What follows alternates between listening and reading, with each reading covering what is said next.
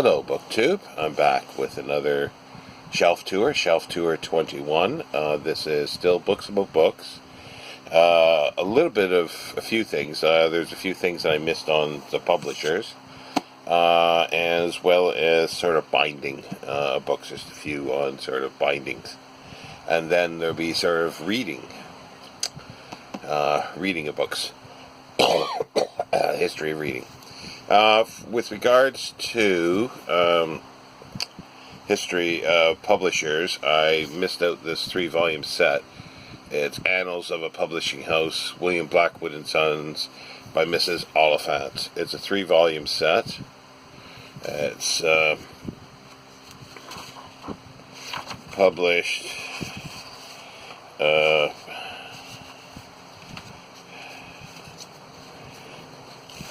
by William Blackwood and Sons, obviously.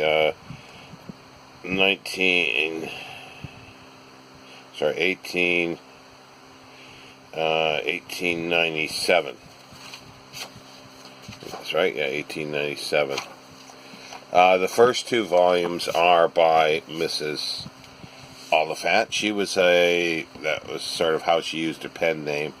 Very, very prolific 19th century author. I think wrote about 100 books, but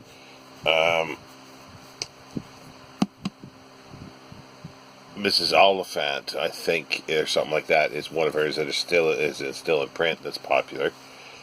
But the last volume here, because she passed away, she died before she finished it, was completed by great-granddaughter, I think it was. His daughter, just his daughter, Mrs. Gerald Porter.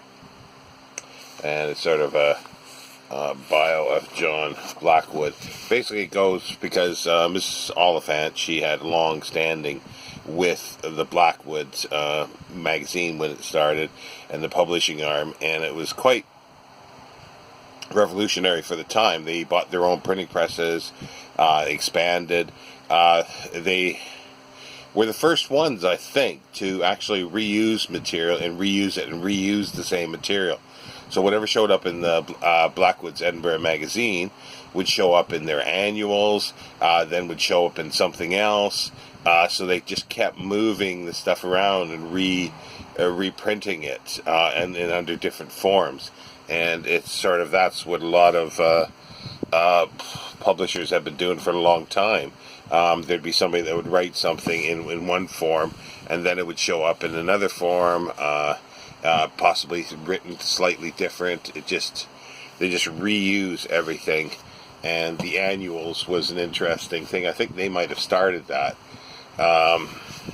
This is early 19th century, so I think they started it where you would have this annual of things that happened throughout the year, or an annual that you would read like a page a day or something like that, and then gift books as well, where you would have a little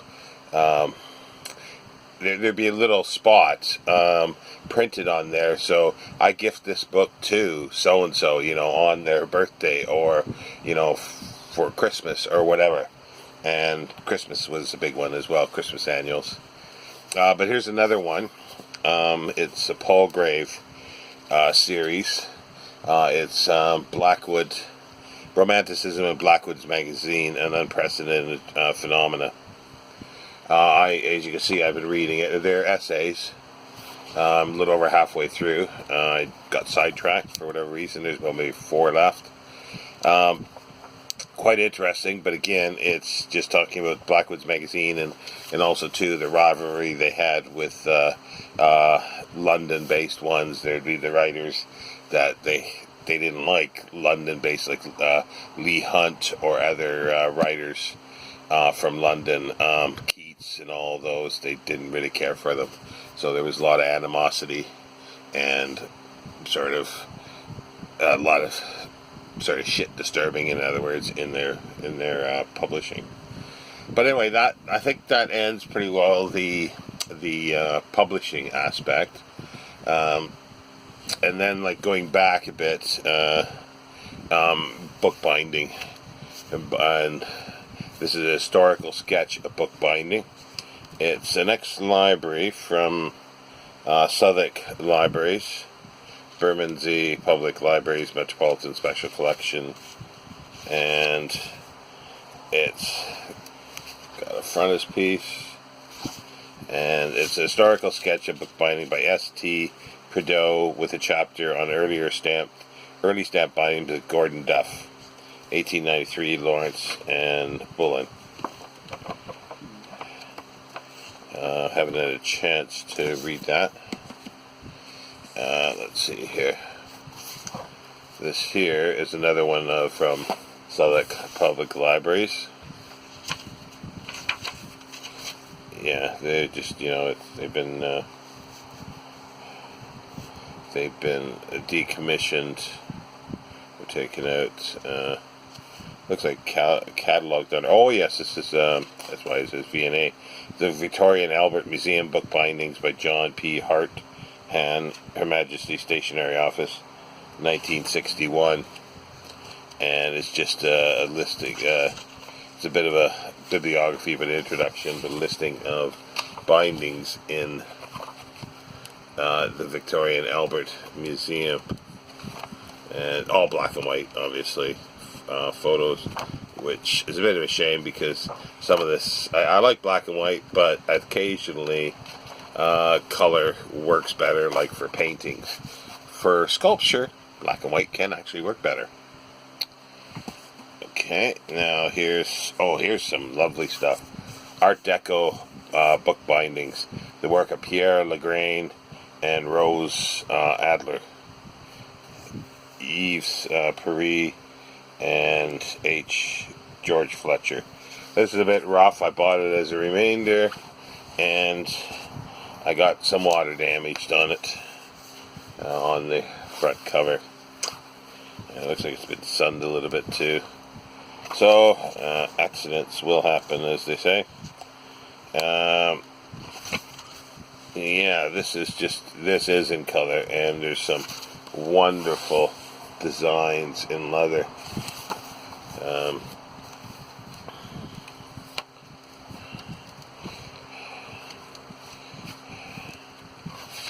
Yeah, some are a little odd, just having dots, but you can see the workmanship that's in there.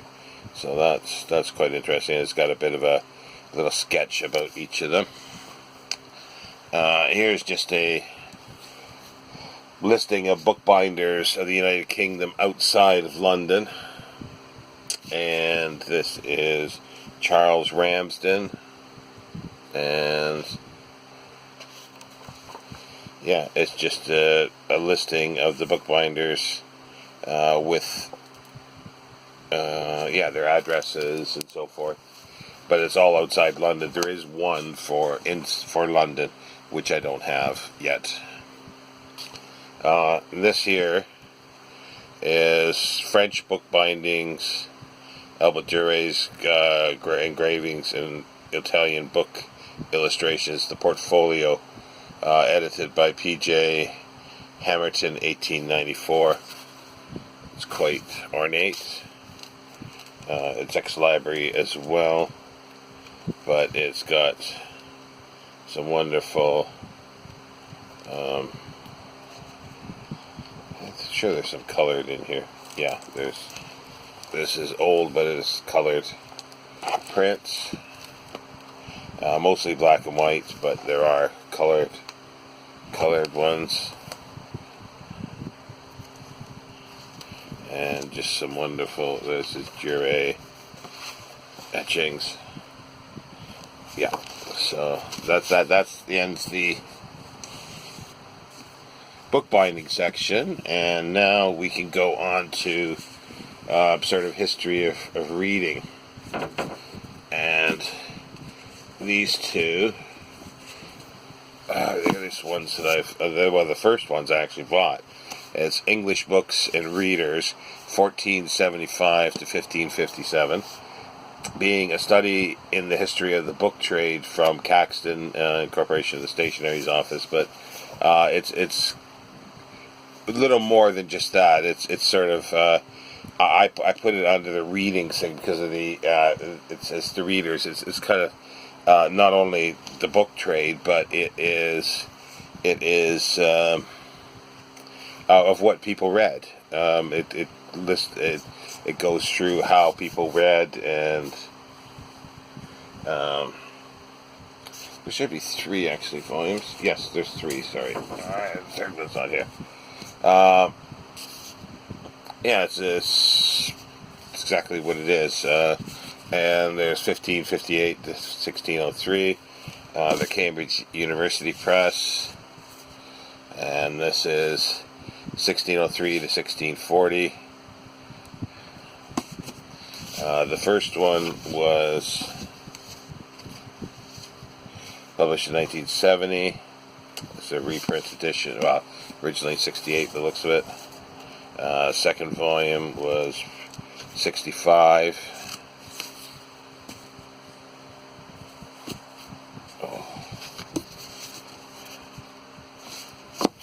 I don't know, that's not right. I said 68 for the first printing. No, it's 52, sorry. And then 69, then 70, so 52, then 65, and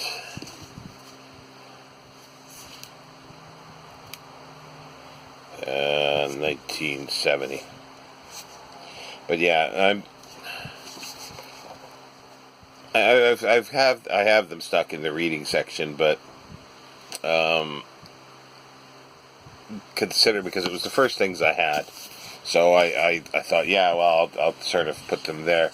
But I'm thinking that I might move those, because the other ones I've got here are more books about reading, like, about what to read and so forth. I'm not a big fan of those 100 books or 100 records or 1,000 records you must listen to 1,000 books you must read before you die. However, this one is actually quite good. I originally saw it on a couple BookTube channels, and then decided, yes, I think I might get that if the price goes low enough, and it did. And the reason is, it is well thought out. It gives the book, it gives a synopsis of the book, but it also gives more information of other books, and it's all done alphabetically. And as you can see, it's set out really nicely, so it's very, very well done. And it's got a quote from Ken Burns on here. If you ever doubted that books were the greatest invention of all time, and that they carried within them our collective memories and dreams, as well as a semblance of intelligence, we have as a species picked up this book. We have as a species pick up this book and start reading. But yeah, and it's not something, well, you could read it cover to cover, but I sort of go through. I don't agree with everything that's in there, but hey ho. If I agreed with everything everybody did, it would be kind of boring in life, I think.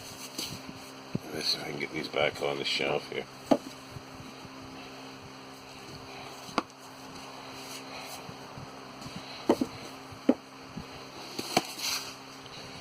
Now, let's continue here. Let me see if I can grab a handful, just one at a time. Oh, here's an interesting series. Robert McCrum.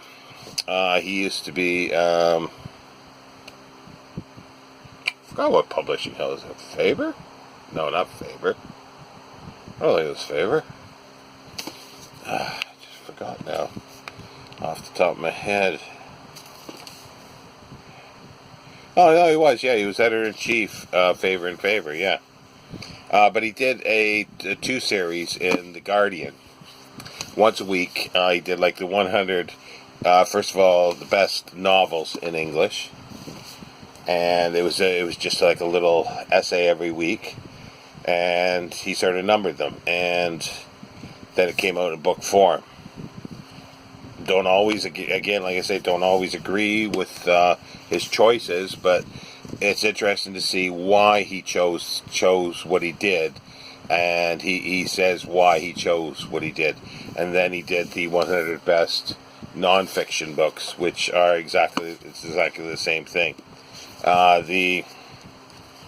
It's actually in the Observer, which is part of the Guardian. And this was done. The novels was done in 2015. It was finished, and then the book was done, and then the nonfiction was 2018.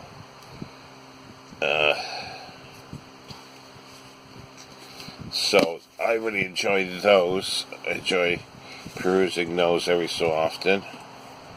Here's two more. It says, like, Imagining English Reading Public, 1150 to 1400, Catherine Breen. It's Cambridge University Press. It says, the original study explores the importance of the concept of habitus. That is a set of acquired patterns of thought, behavior, and taste that result from internalizing culture or objective social structures in the medieval imagination. Beginning to examine medieval theories of habitus, pronouncing that wrong, I'm sure. In a general sense, Catherine Breen goes on to investigate the relationship between habitus language and Christian virtue, and is ranging from texts of Latin and several vernaculars, including a case study of Piers Plowman. And again, I've stuck this in the reading, got them as remainders. And this one here is Popular Reading in English 1400-1600 by Elizabeth Slater. Sorry, I just got to see the time, and I can't see quite there. Okay. Manchester University Press, 2012.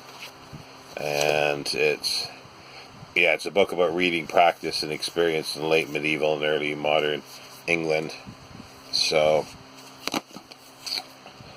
that sort of allowed things to grow a little bit in the reader section. Oops.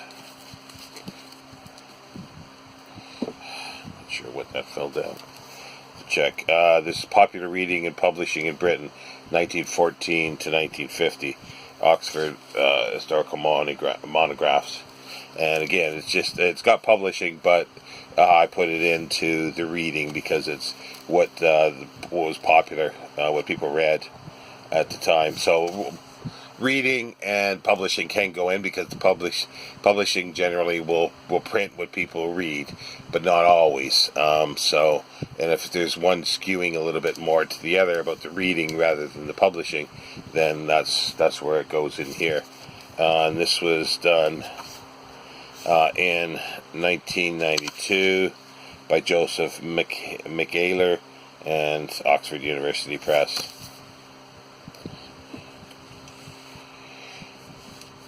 This here is a biography. It's the life of Edward Garnett, mentor and editor of literary geniuses, called An Uncommon Reader by Helen Smith.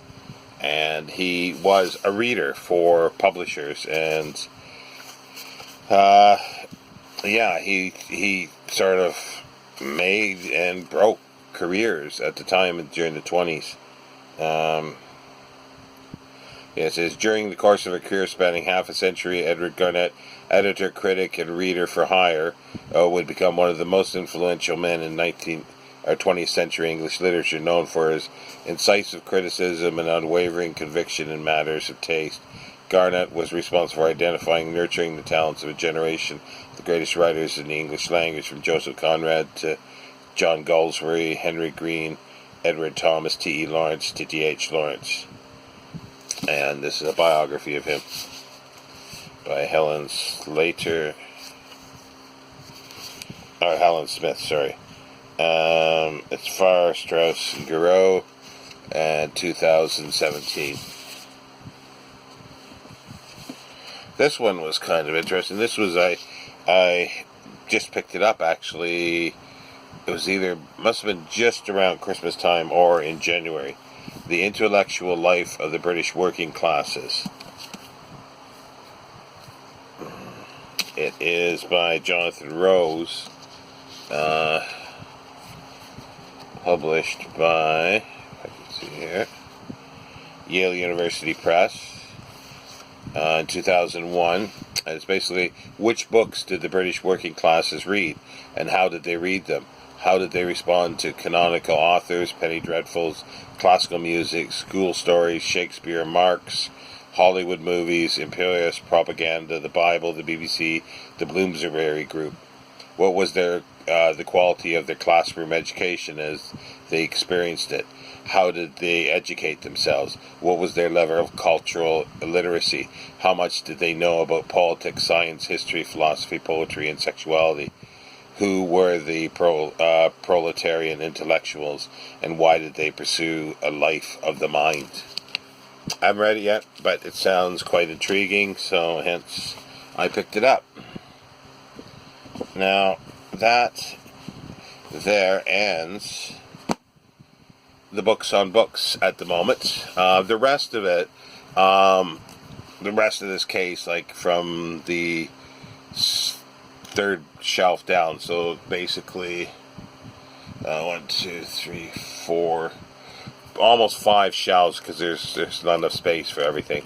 5 shelves is things like studies on specific authors or periods, because like I like that this here series monograph in Palgrave's Studies in Enlightenment and Romanticism, Cultures of Print.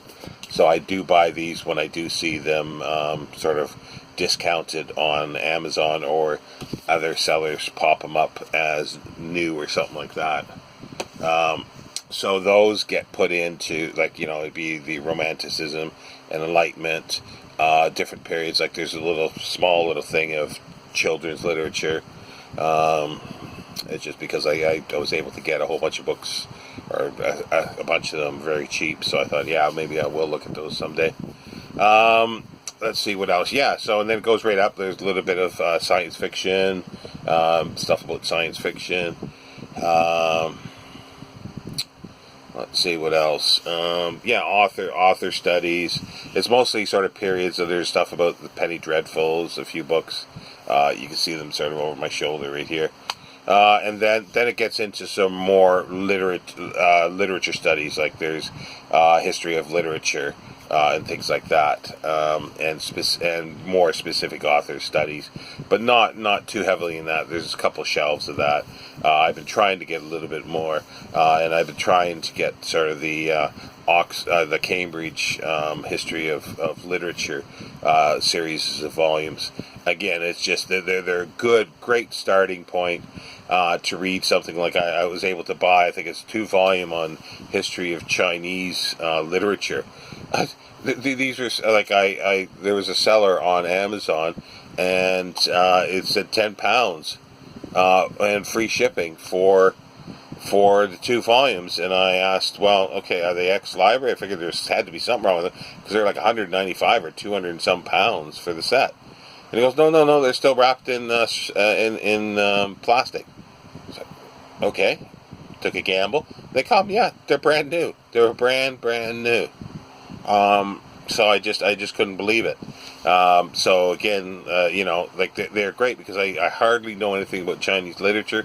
So when I sit down with that, it's something new to me, and the essays in there give me a very good introduction, and there's always a good bibliographical and footnote to move on to other places. So I do like the Cambridge histories of, if only, as I say, a very good starting point, because it's a very good starting point. And the essays, they sometimes miss out stuff, because they're like, the essays are only very narrow generally, and then you miss out sort of maybe on the wider picture of things. But but then when you buy something and you read something that's more of a general history, you miss out on those little bits and pieces there. So it's a combination of both, really. So it'd be, you get a sort of a general history of literature. You read that in conjunction with this would be the best way, or the histories or whatever. But anyway, that's where I'm at the moment with that. So we're going to stop with the books about books for the moment. Somebody had asked for the Folio Society, so I think there'll be a couple of videos there. And then I think I know where I'm going to go after that, but I'll say that at the time. Keep that as a surprise. Anyway, thank you very much, BookTube. Bye.